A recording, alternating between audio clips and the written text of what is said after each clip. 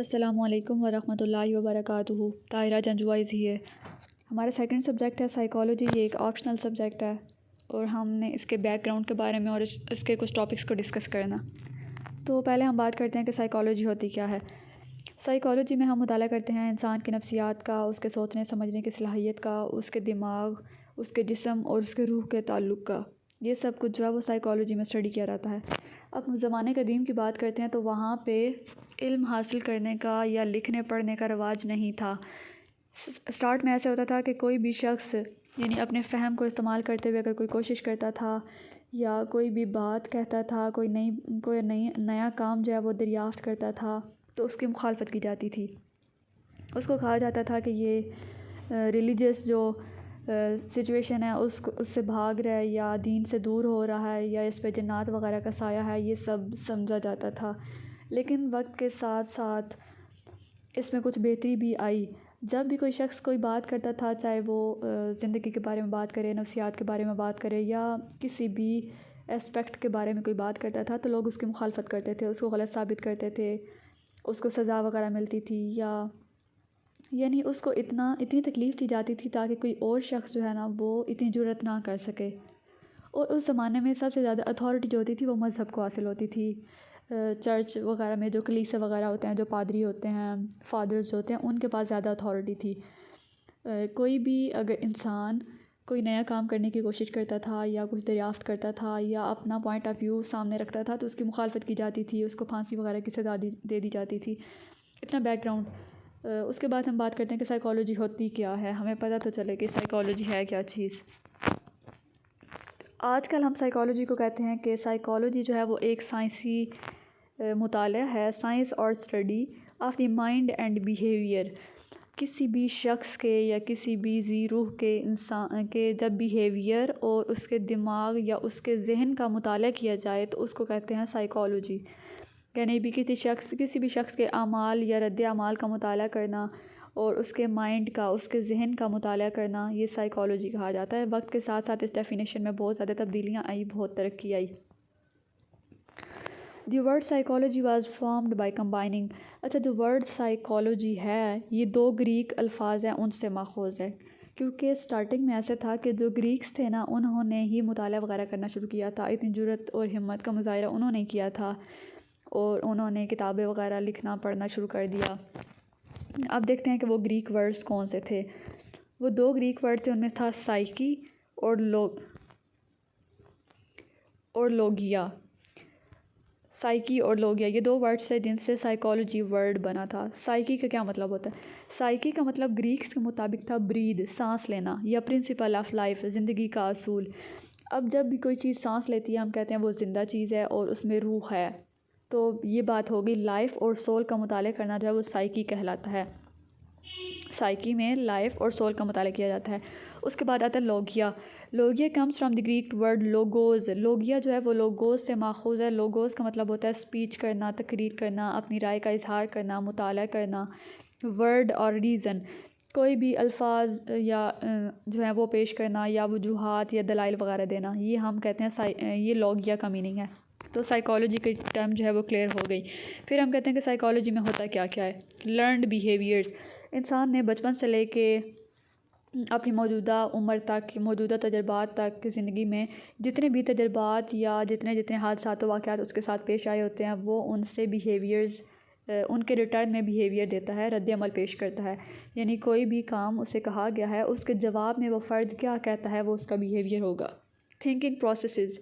इंसान कैसे सोचता है, सोचने का अमल कहाँ से शुरू हुआ, कैसे सोचता है वो, क्या सोचता है, ये सब कुछ। Unconscious processes.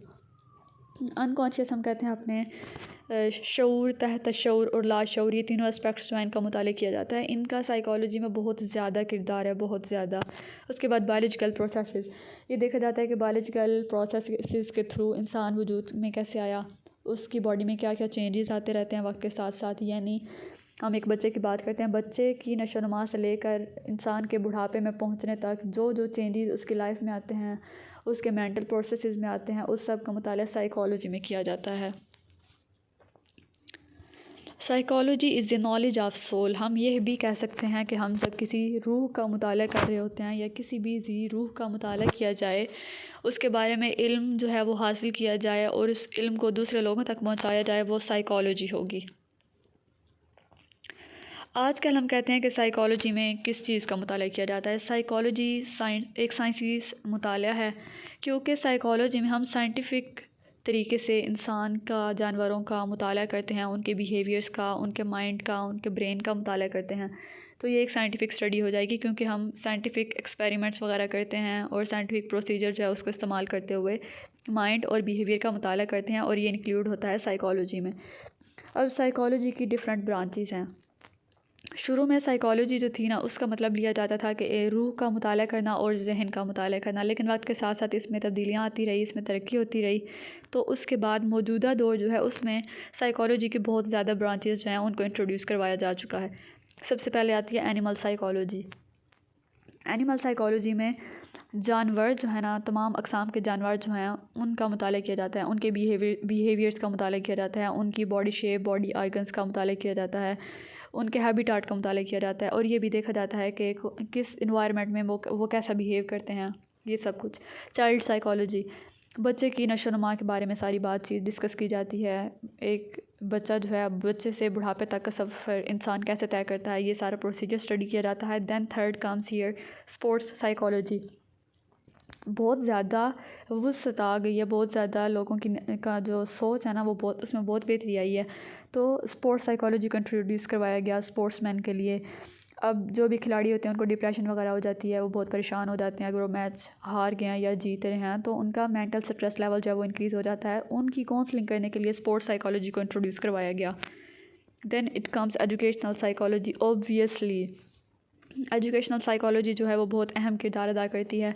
जो भी एजुकेशनल इंस्टीट्यूशंस होते हैं ना, वहाँ पे साइकोलॉजिस्ट ज़रूर होता है, साइकोलॉजिस्ट।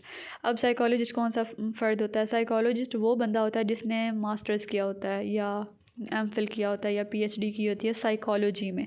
अब ऐसा बंदा जो है ना, यानी साइकोलॉजिस्ट जो है, वो सिर्फ काउंसलिंग कर सकता है किसी भी बंदे की।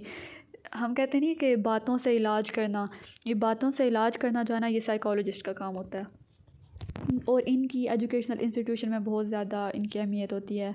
ये बहुत ज़्यादा हेल्प करते हैं नई पॉलिसीज़ वगैरह को बनाने में, और स्टूडेंट्स का जब सर्वे वगैरह किया जाता है स्टूडेंट्स का, तब बहुत ज़्यादा काम करते हैं ये।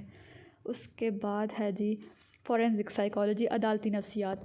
अदालत के बारे में हम लोगों ने काफ़ी कुछ क्रिमिनोलॉजी में ऑलरेडी पढ़ लिया है। क्रिमिनल जस्टिस सिस्टम में हमने अदालतों के बारे में काफ़ी कुछ पढ़ा। मुलजिम से किसी भी फ़र्द को की जो कंडीशन होती है मुलजिम से उसको मुजरिम साबित करने तक जो भी प्रोसीजर होता है, वो हम कहते हैं कि वो अदालत में होता है, और वो क्रिमिनल जस्टिस सिस्टम का पार्ट होता है। फॉरेंसिक साइकोलॉजी में यही मुताला किया जाता है क्रिमिनल जस्टिस सिस्टम का, जुवेनाइल जस्टिस सिस्टम का, क्राइम का, क्रिमिनल का, ये सारे फैक्टर्स जो हैं इनका फॉरेंसिक साइकोलॉजी में मुताला किया जाता है। सबूत, गवाहान, मुद्दई, ये सब फैक्टर्स। उसके बाद आती है ऑर्गेनाइजेशनल साइकोलॉजी। मुल्क में जो मुख्तलिफ डिपार्टमेंट्स मौजूद होते हैं, उनको कैसे कंट्रोल करना है, कैसे उनकी वर्किंग देखनी है, उनको कैसे मैनेज करना है और कैसे चलाना है, कौन सी पॉलिसीज़ वगैरह बनानी है, ये सब कुछ ऑर्गेनाइजेशनल साइकोलॉजी में इंट्रोड्यूस होता है, इंक्लूड होता है, सॉरी। अब साइकोलॉजी में जो मेन रोल है वो प्ले करता है ब्रेन। अब ब्रेन के साथ साथ ना एक और कंफ्यूजिंग टर्म भी होती है माइंड, क्योंकि जब स्टार्टिंग में साइकोलॉजी के बारे में मुताला स्टार्ट हुआ था, तो साइंटिस्ट लोगों ने या जो साइकेट्रिस्ट थे या साइकोलॉजिस्ट थे जिन्होंने नफ्सियात पे काम करना शुरू किया था, उन्होंने माइंड का वर्ड यूज़ किया था। उन्होंने कहा था कि जहन होता है। अब हम देखते हैं कि डिफरेंस क्या है ब्रेन में और माइंड में। Brain is a physical organ of a body. Brain जो है वो फिज़िकल ऑर्गन है, वो अपनी एग्जिस्टेंस रखता है। ब्रेन को हम देख सकते हैं, हमें उसका वेट पता है, हमें उसकी लोकेशन पता है कि अच्छा यहाँ पे ब्रेन मौजूद होता है। Brain has a shape and size. Brain की शेप है, हम कहते हैं कि प्रॉपर ब्रेन की शेप क्या है, हम उसके साइज़ की बात करते हैं कि वो क्या है। यानी एक फ़िज़िकल ऑर्गन है, इसकी एग्जिस्टेंस है। हम किसी भी तरह साबित कर सकते हैं कि ब्रेन जो एग्जिस्ट करता है। ब्रेन हैज़ वेट, ब्रेन का हुजम है, ब्रेन का वज़न है। Brain can be touched, brain को हम हाथ लगा सकते हैं, हम उसको छू सकते हैं। Brain is a hardware. इंसान के जिस्म में ब्रेन जो है वो बहुत अहम किरदार अदा करता है। ब्रेन जो है और सेंट्रल नर्वस सिस्टम में का पार्ट है एक ब्रेन। सेंट्रल नर्वस सिस्टम में आता है brain and spinal cord. Brain जो है वो एक हार्डवेयर है, यानी हमारे जिस्म में जितने भी काम हो रहे हैं, जितनी भी एक्टिविटीज़ हो रही हैं, या हम जितने भी स्टिमुलस जो हैं उनको ले रहे हैं, उन सब का रिस्पॉन्स जो है हमारी पूरी बॉडी से होकर हमारे ब्रेन तक जाता है, तो ब्रेन हार्डवेयर है। माइंड, अब माइंड देखते हैं। माइंड इज़ अ मेटाफिज़िकल, यानी एक चीज़ जिसका हमें पता तो है कि वो मौजूद है, लेकिन हम उसको साबित नहीं कर सकते, हम उसको देख नहीं सकते, हम उसको छू नहीं सकते, वो है हमारा mind. Mind has no shape and size, जहन का साइज़ नहीं होता, जहन की कोई भी शेप नहीं होती, लेकिन इसकी एग्जिस्टेंस ज़रूर होती है, लेकिन हम इसकी एग्जिस्टेंस को प्रूफ नहीं कर सकते कि हाँ ये मौजूद है। माइंड इज़ वेटलेस, जहन का वज़न नहीं होता। Mind can not be touched, जहन को हम हाथ नहीं लगा सकते, हम उसको छू नहीं सकते। Mind is a software, mind is a software, हम इसको सॉफ्टवेयर क्यों कहते हैं? जो भी हमारी याददाश्त होती है ना, मसलन मैं अब अपनी बात करती हूँ, मैं अभी 21 ईयर्स की हूँ, मेरे बचपन से लेके मेरे 21 साल तक के होने तक मेरे जितने भी एक्सपीरियंसेस हैं, जो जो हादसात, वाक़यात, इवेंट्स मेरी लाइफ में आए, वो मेरी मेमोरी का पार्ट हो गए, और मेरी मेमोरी जो है वो है सॉफ्टवेयर, क्योंकि हम मेमोरी को हाथ नहीं लगा सकते। जो हमारी मेमोरी है ना, उसको हम माइंड भी कह सकते हैं, यानी हमारा माइंड जो है वो हमारी मेमोरी है, हमारी याददाश्त है। अब एक दफ़ा दोबारा इसमें डिफरेंस देख लेते हैं ब्रेन में और माइंड में। Brain is a physical organ of the body, physical organ है, इसकी एग्जिस्टेंस है, इसको हम देख सकते हैं, इसको हम छू सकते हैं, इसका वेट है, इसको हम टच कर सकते हैं, और इसकी शेप है, इसका साइज़ है। उसके बाद माइंड, माइंड मेटाफिज़िकल, फ़िज़िकल मतलब एग्जिस्टेंस तो है माइंड की, लेकिन हम उसको साबित नहीं कर सकते, हम माइंड को देख नहीं सकते, हम माइंड को छू नहीं सकते, हमें नहीं पता माइंड का कितना वज़न है, यानी माइंड का वज़न नहीं होता, वेटलेस होता है, हम इसको टच नहीं कर सकते। Important difference, brain is a hardware, क्योंकि ब्रेन जो है वो रिस्पॉन्स शो कर रहा होता है, रिसेप्टर का जवाब दे रहा होता है और रिस्पॉन्स दे रहा होता है बॉडी को, so brain is a hardware. उसके बरअक्स माइंड जो है वो एक सॉफ्टवेयर है, यानी एक याददाश्त है, एक मेमोरी है, वो हमारा माइंड कंसीडर होगा। आज के लेक्चर में इतना ही। आई होप आपको साइकोलॉजी सब्जेक्ट जो है वो बहुत इंटरेस्टिंग लगा होगा। इंशाल्लाह अगले लेक्चर में मुलाकात होती है, तब तक आपको किसी भी टॉपिक की समझ ना आए तो आप लोग पूछ सकते हैं। वेरी बेस्ट ऑफ लक, अल्लाह हाफिज़।